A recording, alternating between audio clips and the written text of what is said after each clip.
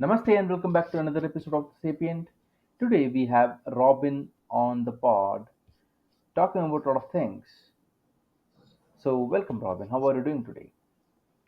I'm doing great. Thanks for having me. Nice to meet you. Yes, nice to meet you too. Yeah, that was a very shitty intro. I don't know why. I don't do those kind of intros, but let's roll with it. Okay. Yeah. All right. So, where are you located, Robin? I'm in the Vancouver, British Columbia area, so I'm in Canada. Mm-hmm. Yeah. Nice. Nice. Now, India, I'm from India. Um, yeah, we're also climbing in to paying similar taxes as you. So I think we are on the same level. Well, yeah, I mean, we do have a very large Indian population very close to here out in Surrey. Mhm. So the largest growing municipality outside of Vancouver is going to overtake Vancouver. Definitely. Yeah, yeah. So you do have, I would say, a view into Indian culture, right? Yeah, and one of the jobs I did when I worked in a large company, I did a case management systems project. Mhm. So I was the subject matter expert. So we had a whole team from India come over to do the tech piece, and I was kind of the person telling them how to set it up and then testing it out, finding the problems, and Mhm. then interpreting between the tech people and the other people. So it was an interesting process. Yeah, yeah. I feel like Indians are very weird and different. Weird in a very positive way because yeah, they I don't know because we took Western cultures, right, and we took Indian culture and we just mixed it up and I don't know made something out of it. So you could call it as Western Indian culture, or I don't know how to name it also. Yeah, there's kind of this mix, and it's the same. There's a really high Asian population here in Richmond. Yeah. And so seeing the differences in generations, Hmm. right? Where younger people are wanting more independence from that family unit, Hmm. where a lot of Asian cultures, you live together. Yeah. And talking to, I remember talking to, I think it was my podiatrist, and he's like, I don't want to live with my dad. Yes, but does he have a choice though? Well, he did because he made good money, so Yeah. he could. No, actually, in Indian families, it doesn't matter. You could make a lot of money, but still, yeah, you could Yeah. not do that. Um, I've been following on Instagram Zarna Gig. Uh-huh. Do you know her, No, absolutely. comedian? I'm not aware of her. She is very funny. So Hmm. she's Indian mom with, in the US now, Hmm. and two kids, a boy and a girl, that are like late teens. And she's always kind of giving them advice and doing the, bad mother in law jokes, and all around the Indian culture is very funny. Yeah, yeah. It does feel refreshing, at least for Indians, to see Indian culture being accepted worldwide because Yeah. it was not the case earlier, right? Yeah. And I know it's challenging too for people with our ability to bring people in, Mhm. like because of so many family members, to get all the family to come Yeah. and emigrate together. And, my both of my sides on my grandparents came from other countries, Ukraine and Ireland. So, Hmm. they went through that same process of being outsiders and then coming in. Like my grandparents that were Ukrainian, they never learned to speak English. So they Hmm. stayed in a community where people spoke that language and didn't feel the need, like came to work on farms to farm the land. And so they didn't really interact that much outside of their community. Yeah, that's interesting. That. Canada especially has this kind of sweet spot for immigrants, isn't it? Like they have always been known to accept any and every people, right? They're like, are you having issues? Welcome. Yeah. Yeah, that's Yeah. And yeah, just, we don't have enough. We're not like some countries getting enough population in to replace our population. So it is a challenge. yeah. Especially right now in South Korea, like the birth fertility rate is falling, and it is falling to dangerous levels. And they're saying by 2048, there will be no new born babies. Like it's all old people.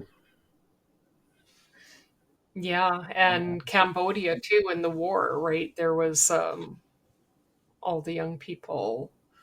Um, yeah, it was decimated. So, yeah, it's interesting globally how Mm-hmm. this is all shifting, and we've always, I think we have one of the largest Ukrainian populations. A lot came, like my grandparents, Mm-hmm. to farm, and we brought a lot of people in with the war that's happening there. So we see it, and there's the challenges of housing and all those other things. So Yeah. good and challenges with it all. Yeah. I mean, it is. It is interesting, right? Like how governments have left housing alone, and all the sharks have starting to circle real estate, and now all the Yeah. salmons and all the other small fishes are like, what do I do? And Corbett's like, I don't know. And it's so expensive, right? And like when I was younger, I Hmm. went into one of the first housing co-ops that was here, and our federal government gave money to that, and that stopped. And so we don't have that kind of secure housing the same as we used to. Hmm. Yeah, government definitely said it sounds like a you problem, right? Yeah. Because Yeah. the other day there was somebody trolling real estate in Canada. He was showing a shed for 2.35 million Canadian dollars. It is crazy the cost of real estate. Like my apartment, I bought it 30 some years ago Hmm. for $123,000. It's worth about 500,000 now. Nice. So that sounds Hmm. great, but what do you buy instead? Yeah. Because the prices are all higher. So it doesn't matter in that market. Yeah, definitely. And especially in developed cities, it's more of a challenge, right? Like there is no space. That's what people want to spread the message. Like there is no space. Um, Yeah. there is not enough houses. But I'm pretty sure there are enough houses if we just let corporations not buy real estate. Yeah, we have a hold, I think 2 years for non-country Yeah. Hmm. buyers. The problem is the cost. People can't Hmm. afford what's available. So to build stuff that people can't afford is kind of,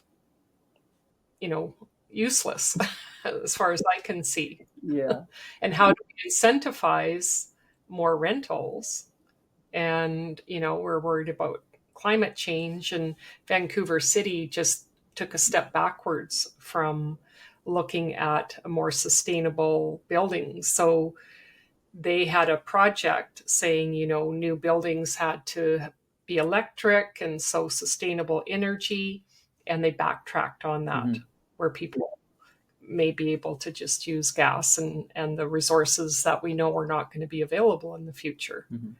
So Yeah, it's interesting that Canada is one of those countries which takes proactive steps in sustainability when Canada has one of the biggest resources in natural resources, right?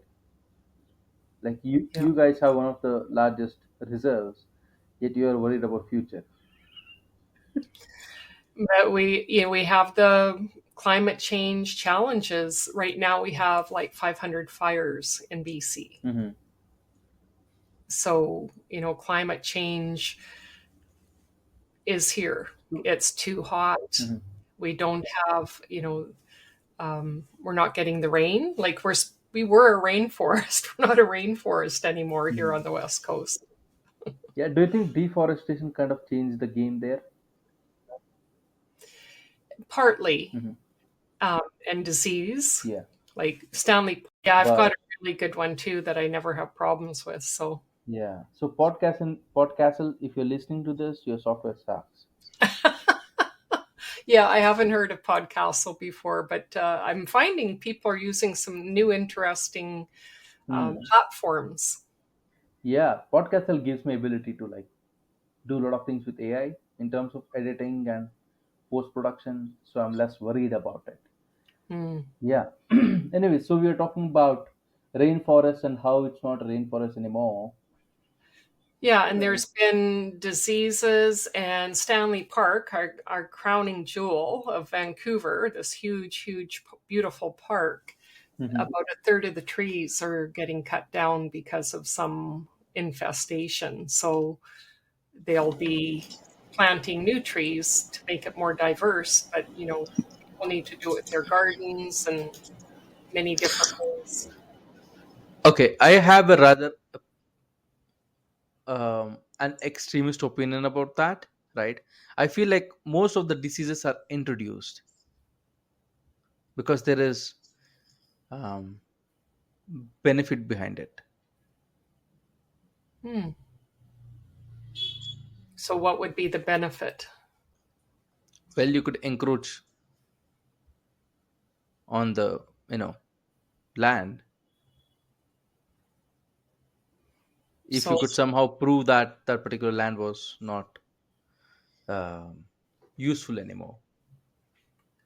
yeah, I think one of the big pieces, because we are an international city, Hmm. do have a lot of people fly in from different places and bring things with them too. I think, we see this all the time, like look out for this weed or that weed or this kind of thing, because it's been introduced from someone bringing it from somewhere else.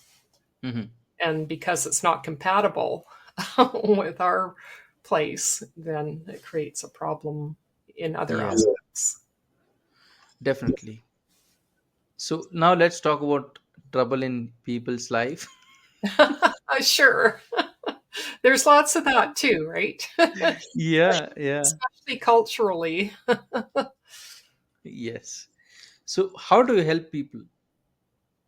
Yeah, so what I do is help people really understand who they are and why they do what they do. So my background includes psychology, counseling, conflict resolution, and I find a lot of what I do with people ends up being conflict resolution, like giving them different tools and ways of looking at things Hmm. so that we're not taking things personally, because usually that's where we get in trouble.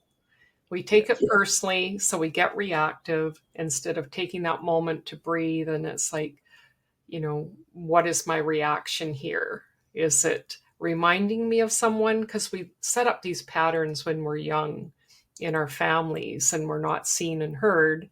And then what happens is those patterns carry forward and we feel that same way. Someone might have the same energetics or a Hmm. certain phrase or some way they trigger us.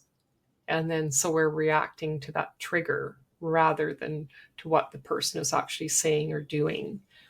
And so one of the ways I like to look at it is, you know, how does it make sense to that person? How can we stay curious and not be Hmm. reactive? Can we take a couple of breaths and just allow that person to be there and connect with them?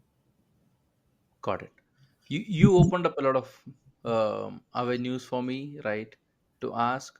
Let me ask you this: if you look at the current American situation, right? Because it's just that it's a situation, um, and this kind of tribalism, you know, has taken a major place in society, right? With either you are with me or against me. There is no in between. Yeah, And this polarity. Yeah. yeah, and that polarization is so extreme that anybody who is not interested in participating are seen as like, oh, you're against me, right? So do you think this kind of tribalism is our instinct, or is it something that we have just grown to learn? I believe we've learned it. And the problem is we don't deal with our emotions. And two of the biggest emotions that we do not know how to deal with, that we've gotten away from in community, is anger and grief. And this is what's, keeping this going, especially in the US. We see it all the time. Think of all the people who have been killed through mass shootings, through all these different things. Like Hmm. there's a lot of For anger. saying the wrong thing. Yeah. Yeah. Being, tossed out of something, right? Kind of that excommunication. Same with religion, right? It's gotten to Hmm. this. And even I find that with talking to people to do podcasts.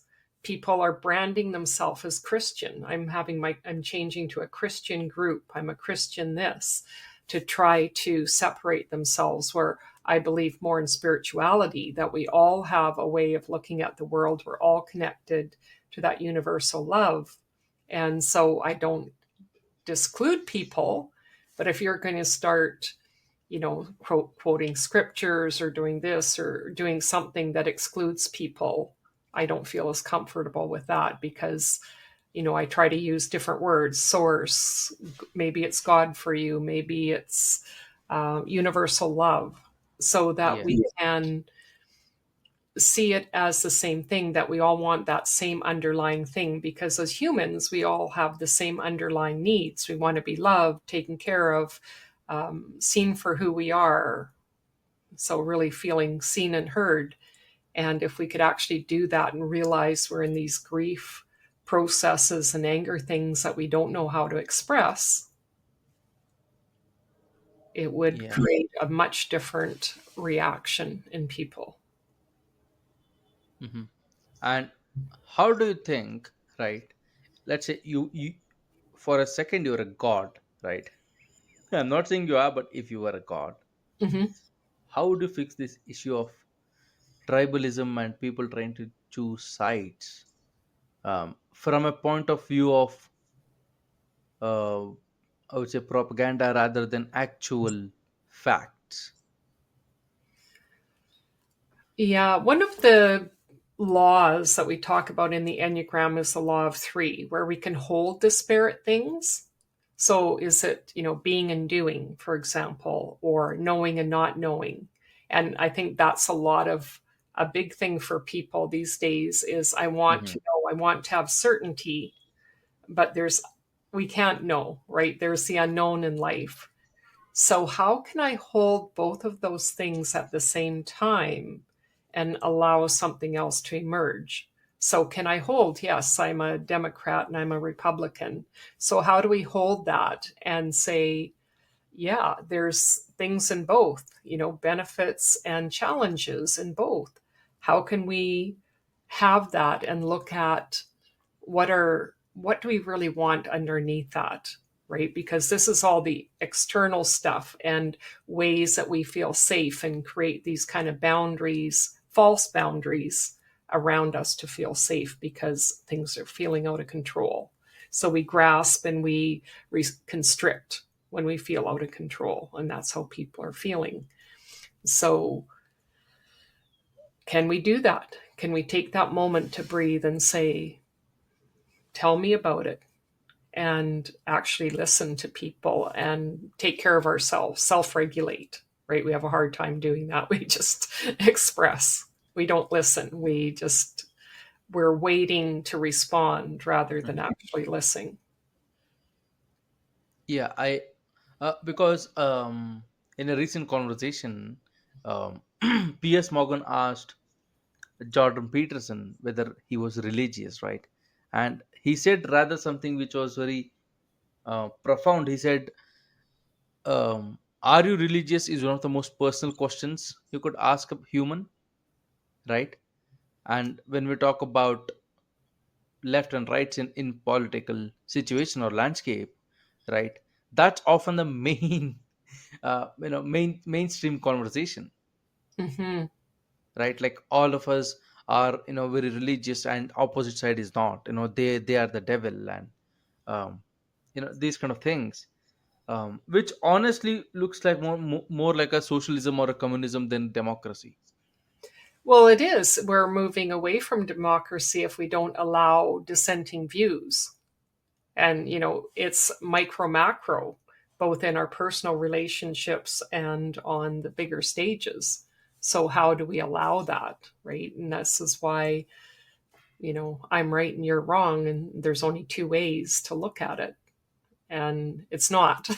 There's lots of variations. And if we could actually put it on the table and say, where are we the same? Right. That's the whole piece of the conflict resolution. Yeah, we want religion because what does it give us? Right? It gives us community Hmm. often. Like I remember meeting M. Scott Peck. Do you remember him, The Road Less Traveled? Nope. I'm looking him up Maybe right now. before your time. I'm Yes. dating myself. So he was a religious leader, but a big thinker. Hmm. And so he was very much in the 60s of, we're taking the road less traveled. It wasn't a religious, but it was a book that talked about building community and caring for each other and all of these different things that were very important. And then when I met him and he was talking about, religion is good because it creates that community. And at the time, I wasn't open enough to hear that. But I do see the benefit, later I could see it because that's what people want. We've gotten away with that with, living in cities. We don't have that same cultural attachment in Western societies as some of the other cultures. And so we're losing that, right? We're so busy. We think of parents, they don't have grandparents to look after kids, and they're in these, daycares and stuff that they're not building community. And so people feel lost. And so when they find some community in some way, then that's really important to them, and they're really fiercely protective of it. So it's like the Hmm. mother bear, right? So I'm going to protect that at all costs. So it could be anything, right? And this is how we can get into the extremism, because it's like this is the only way to think, in many Hmm. different ways. So whether it's religion or something else, maybe it's a way, maybe I'm a gamer and it's this game that I like, right? It could be anything. So if we take away the specifics and look at it more generally, and what is that actually providing for us, then we can have a discussion about community. We can have a discussion about, I want to be loved and accepted for myself, right? But we get Hmm. these mixed messages, and so people are floundering, and it's like, okay, I'm just going to believe this little bit, or focus on that, and that's going to help me get through and survive. And Hmm. so, when we're in survival mode, we'll just take what we can get. Now, a quick shout out to Luxy, a dating app tailored for those who appreciate quality. Luxy goes beyond the ordinary with a selective membership process that ensures you're connecting with singles who share your high standards. Plus, Luxy's income verification feature brings a unique touch, offering a level of trust and exclusivity you won't find anywhere else. Want to elevate your dating experience? Try Luxy and meet people who match your ambition, style, and goals. Yeah, I was having an argument with one of my guests. It was not an argument, rather a discussion, right? A heated Where discussion. no, not heated at all. It was more fun actually, Yeah. um, because I felt like pessimism or negativity is very natural to us, and positivity is something that we learn as we grow. Because when we were infants, we would operate on natural instincts rather than thoughts. Yeah, that's an interesting one because as an Enneagram teacher, we talk about coming into the world with our personality. Like we have that kind of worldview that we come in with, and then our upbringing kind of helps focus that in different ways. And for me, with my type, we can be seen as negative because we're looking for the holes in things, right? Like I was really good at project management. So it's like, this is missing. And I'm looking for the safety and, those things that are very practical. And so to other people, it might look negative or, not positive, but I'm a very optimistic person. Like I believe Mhm. that, we can connect with people. We can do lots of great things together. Like, I really believe that we're better together. We can do more together than separately. We need our individuality and we're each unique, but our needs are similar and we can create so much more together. But if you asked me, I would say my natural inclination is to Mhm. have that kind of, well, what's up with that? Like the testing of ideas and having that ability to question things is really Mhm. normal for me. So that curiosity piece, which got me in trouble sometimes as a kid. But other people are very much the opposite. So their kind of temperament that they come in with is very positive. Like one particular type, they don't really want to go into the deep, dark feelings. It's more about, let's have fun. This is all great. Let's have the next experience. Um, Mhm. and we learn to temper some of those things. And the more we learn to deal with our automatic responses, the more we have more range of options to do it.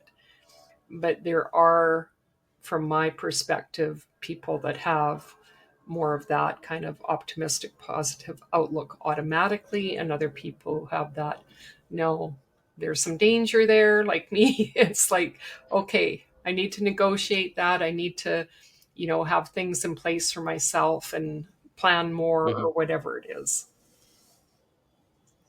Yeah. So it is dependent on their personality, right? Yeah. Is what I'm getting from what you just said, that it is totally dependent on a person's individual character, Yeah. There, whether they will be positive or negative. yeah, that temperament that we come in with. And and for some people it can look different. Like there's 9 different types and then there's variations within that. But for a certain type, like a 9, they're the peacemaker, so I don't want to rock the boat. Yeah. So I'm going to agree with you, but then I can get really stubborn because I maybe wanted to say no, but I said yes because I don't want to create things. So I can look very positive, but then you might get frustrated with me when I kind of sabotage the something that we were going to do that I didn't really want to do. Yes. Yeah. It does make sense when we look at it from a psychological point of view, right? Yeah. Because people are different, but I truly feel like people are not that different like people would claim to be. Yeah, we have a lot of similarities, right? Because the needs are there. How we interpret it, how we act it out is can be very complex and Hmm. a challenge for us to figure out. I do a process called a motivational map. So I have people guess what are your top 3 motivators and what's your bottom one. And most people Hmm. don't get it right. So they don't know what drives their behavior, what fuels them, what energizes them. So it's really Yeah. interesting. I read a lot of philosophy, and I am more interested in philosophers who are pessimists than optimists. Yeah. All right. Because I feel like, Yeah, sorry. They're the basis of psychology as philosophists. Right, because I feel like there is too much positivity going around these days. Well, I don't know if you've heard of spiritual bypass, but that's exactly what happens a lot of times. Are you familiar with that Hmm. term? Nope. So, we have all these things in society about manifesting. Just think of it and it's going to happen. It's like, that's not true. Like, I actually met Maria Diamond, who was in The Secret, and she said, they left so much out of that movie. But there's this way of, and the marketing, and marketing is changing, thank goodness. But it's like, just do this one thing and you'll never feel it again, it'll never be a problem. Like, I'm maybe a bit biased, but I find that with NLP, like, just do this, put your fingers together and you'll be fine. It's like, that's not lasting change to me. Like, we have to change more on the inside, and that framework of how we see things and deal with things. So that this is the term that came up, spiritual bypass. So I'm here, I need to heal, fix my things, so I'm just going to go to the happy place. But there's nothing in between. There's no going deep into where that came in. And in the Enneagram and other processes, we have what's called shadow work. So we look at those deep places that haven't been seen or heard, and can create problems for us because they're in our subconscious. We haven't addressed them. They're not heard, so they're going to be heard in some way. So they come through as self sabotage. So unless we do that deeper work and deal with the emotions, we're not going to just go to the happy place. And that's not realistic to be in our happy place all the time. Yeah. So I feel like, again, this is my take personally, um, that positivity and that kind of relaxed mindset can only be afforded by those people who are economically strong. Well, there's different studies that have Mhm. shown it's not always about the economic, it's about our way of viewing it as well. But if you don't have the basic needs, are you familiar with Maslow's hierarchy of needs? Nope. So in psychology, there's this pyramid, and we use Mhm. it with the motivational map as well. So on the bottom is our basic needs, food, shelter, all those things. And Water, internet. yeah, internet. Nowadays we do. So as we go up the pyramid, and we have to have one layer dealt with and be okay with before we go to the next. And the top one is self actualization. So if we have our basic needs met, then we can go up to those other levels. So I would say, that's a minimum requirement. If we can't feed and clothe ourselves and house ourselves, then yeah, we're not going to be happy. How can we be? We're in survival mode every second of every day, thinking, where are we going to sleep tonight? Where are we going to get our next meal, right? And we have so many unhoused Yeah. people now. But when those needs are met, then more that way of, I might not have a lot of money, but I have a good family or community. I feel that I have what I need and I don't need more. I think it really depends on the culture that you're in the society. I mean, here in Vancouver, there are people who say they're not happy because they're paying 60% of their salary in rent. So they can't afford to go and date and, do different things. And to me, it's like you make the best of the situation. Yeah, maybe you're here for your work. But also people want the lifestyle, right? We have the ocean, we have the mountains. It's a beautiful city, but you can go out for a hike for free. We have festivals all summer that are free all the time. There's lots of things that we can do, and we can build connections. But I think part of it is it has tended to be seen as a cliquey kind of city. So people feel that dating is hard here, for example. So if people are not allowing other people in, and you're feeling as an outsider, yeah, and no amount of money is going to change that. But if you have money, maybe you can go to other things where you can feel that you can fit into that crowd because you have the money. So Hmm. it really depends to me. And one of the motivators that we have is that lifestyle that we want, and often it's created through money, because then we have the freedom to do what we want. So what we see with motivation, yeah, there's nine, but that how it plays out for each person is individual. So for someone that might be important, another person it might not. It may be more about making a difference, for example. So, Mother Teresa, she didn't have any money. She was happy. She was doing what she loved. She was helping people. Yeah, and converting people to Christianity. Yeah, yeah. And that was her way of what she felt was important. Yeah, yeah, definitely. Yeah. So, um, the reason I brought it up is because today's culture says that don't do something if you're not passionate about it. And I'm like, if you really take that advice to heart, um, you know, you are screwed, because there are a lot of things that we don't like, but we have to do.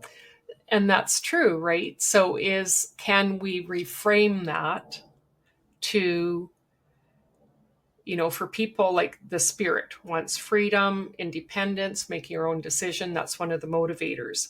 If I can reframe it to say, if I can get some of these things done, like my paperwork as an entrepreneur, if I can get those chart notes done or whatever it is for you, right? The things you hate to do, the day to day boring stuff.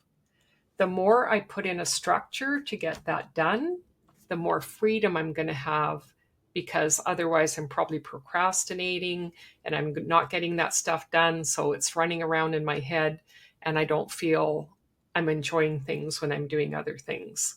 So, can we see that, yes, structure gives us more freedom, for example? Yeah. And because, for example, right, I might hate my job, right? And if I go with the modern standard of positivity, I would quit that job. Right. And I would put myself in harm's way because I wanted to be positive, right? Whereas if I just had an ounce of discipline, I would be like, okay, let's push through this, right? Let's do this job until we find something that does not suck. Yeah, and so, we have to make decisions. And that's why, the branding I did is a life of choice, because we have choice in every minute of every day. So, what's more important to me? Security or having that freedom? But knowing that freedom comes with a cost. If we are too much anyway, there's some cost, right? If I'm so focused on growth and learning the next thing and the next thing and next thing, the achievement part of me, the relationship part of me, something's going to give. And we see this in relationships all the time, right? I'm so focused on the achievement, for example, then the relationships suffer. So, how do we see where we're at and then make those decisions from, maybe I hate this job, but it's giving me a paycheck. What can I do in the interim? Can I take some courses towards what I do want? Like learning to balance that, knowing it's a means to the end, and being grateful for having the job. And, there are other worse jobs out there. I used to work with people injured on the job, and I'd go out to these factories that dealt with chickens and stuff. And in the summer, they always wanted to file claims for some reason or another because the smell was so bad. Could you imagine working with dead chickens on a line? It's not a Yeah. pleasant job. And the doctors I'd go out with, they'd say, I'm bringing my kids so they see this, so they go to university. Yeah. I feel very weird when CEOs of companies talk about passion, because yeah, passion is important, but I don't think the janitor of your organization wanted to be janitor by passion. Well, that's an interesting one because, some people, they just care about what they do, whether they're a janitor or something. But would you be passionate about it? That's the question, right? Because they say everybody in my organization needs to have that kind of motivation and passion towards what they do. Yeah, I think it's pretty um, unrealistic to expect everyone Yeah. all the time to have that passion. And that's a great philosophy. So if you do have that person who is the janitor, like what are you doing for them to help them find that passion? Maybe they allow them certain benefits that help to bring that passion up because they get to do something else. Maybe they get to spend more time with their family or go off and take some courses or, whatever fuels them. So they feel the passion for the job because it gives them not just the paycheck, but there's something, or people appreciate them. There's a huge difference in an organization. Like I try to make a point of people who feel like they're in these menial jobs. To me, there's no menial jobs. It's just like I always say, thank you. You go to the food fair, you put your tray over, thank you for doing this. Like just some simple kindness, cashiers in the store, because people dump on them all the time. It's like, thank you. Or if you see someone being mean to them, that's not personal. They're having a bad day. Like, thank you for what you're doing. I know it's not an easy job. So I think we can help them. That may be not be their top job that they like, but that's the Mhm. circumstances that they found themselves in. Yeah, because a lot of organization leaders talk about everybody working with the organization value, right? We have this value system and everybody needs to be aligned with it. But the reality is most of people who work in an organization are just there to earn a paycheck, that's all. Well, and that's the thing, right? And that's why the map is so important because the people that are there to earn the paychecks, they're not going to stay. And that's why we have the staff turnover and things like that, because people do not feel they're getting what they need. The problem is that, yes, the company does have to have their values, their vision, their mission, and all of that, but they also need to help people realize what drives them. So, not having this kind of cookie cutter approach because not everyone is motivated by the same thing. Yeah, some people are going to be motivated by the money, some by the relationships. Like people will stay in a job too long because of the people they're with, or the friends that they like leave. And so they no longer feel attached and they Mhm. leave, right? So it really depends. Or maybe it's, I need to learn and grow. Like I did that. I worked in an organization for 34 years and I could constantly learn. Like I moved departments, I did different jobs, I learned new skills, and that fueled me for a long time. So it really depends. I mean, I had good benefits too. I had great holidays and all of those things. So all of those things were very good. And so I liked doing the work until later when I became more independent and entrepreneurial. Then the bureaucracy part wasn't was more irritating. It became more irritating over time as I changed because motivation changes over time. So I became more wanting to do my own thing. So I didn't fit anymore. And so that's what we have to realize, that we grow and change too. And what motivates us change. Like if you think, um, you're in university, you're learning and doing all these things which fuel you in a certain way, but then you leave and you're in your new job or you get married or, all those life transitions change what fuels us and what energizes us. Yeah, but do you feel like organization structures absolutely hate creativity and kind of entrepreneur mindset? I feel Some organizations love it, especially in these times with change so fast. Other organizations feel threatened by it. And the ones that can become stagnant don't have, in the Enneagram world, the four, there's that very creative energy. And if you don't have someone on your team or in your company that has that, how are you bringing Mhm. it in? So if you don't have the Yeah. people that bring that, how are you doing it? Because without creativity, how do you change to stay with your market, stay with the times? And we see this with companies that end up closing because they won't change their model, right? And with the map, we can actually look at how open to change is the organization or how slow to change they are. So we need kind of a balance because, yeah, we need the efficiencies, but if we're just looking at efficiencies, what's being missed. So again, this is the way we've always done it. Mhm. Well, that doesn't work. Tech changes, all these things change over time, what people want, how your organization fits with the world, all of those different things. Got it. And Robin, if people want to talk to you, or just take your services, how can they do that? I'm at Robyn, Robyn, at a lifeofchoice.ca, ca because I'm in Canada, no .com, Mhm.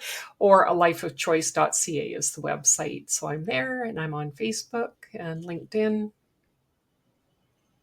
Got it. So, guys, if you have any questions or suggestions, or even if you want to just talk to Robin, all of her links will be in the description. You can reach out to her and just talk to her, because yeah, she seems somebody who is knowledgeable, and you know uh, yeah, and maybe you could learn a thing or two from her. So Robin, thank you so much for being here, taking your time. I know we spoke on a lot of different kind of topics, right? Mhm. I feel like that provides value, right? Because we're not only talking about one thing, and providing value to one particular type of person. So yeah, thank you so much for doing that. Well, thank you for having your show, and it was a great conversation. Yes, thank you so much. And yeah, even though podcast decided to be trashy today, thank you for your patience. And to my audience, guys, this is the end of the episode. And until next episode, take care and bye bye.